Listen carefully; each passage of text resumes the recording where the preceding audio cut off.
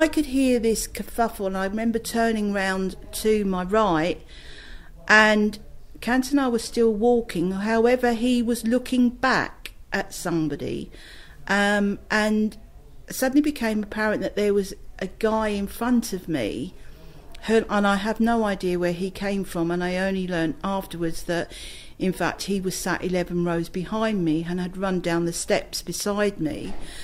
And then all of a sudden there was this sort of look in Eric Cantona's face, and his eyes in particular, and then all hell broke loose because he just jumped over the barrier, and I can remember sort of falling into my son, who sort of held me upright, and Eric's boot just sort of brushing past my coat, and I to this day I still can't remember him actually getting back across to the other side, to the side he should have been on, but he obviously did.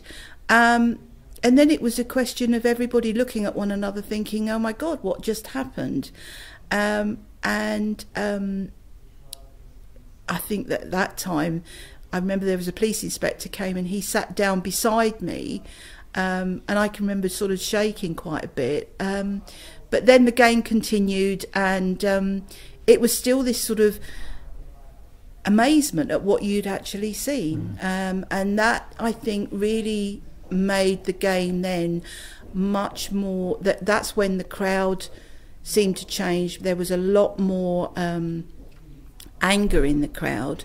And don't forget, this was Crystal Palace, where it's always notoriously a family ground. There's never, you know, Palace fans aren't notorious for causing any problem, but there was this heightened sort of angst amongst everybody because I think of what they'd just witnessed. Take me back to that moment where Eric Cantona is walking past. Just describe his face, what he looked like, your memory of that moment. Always remember his collar was up. Always remember that, and he had this sort of look, but he was walking off, and he stopped and he turned round back towards Alex Ferguson. Then he was walking further, and then he just suddenly turned and looked, and I thought he was looking at me in my direction, and it wasn't until then I could see that this guy had appeared. But it was just his eyes, they were seething. It was almost like you just knew at that point something, he was going to do something, and he was going to do something silly, and lo and behold, he did. Did you hear what Matthew Simmons was shouting at him?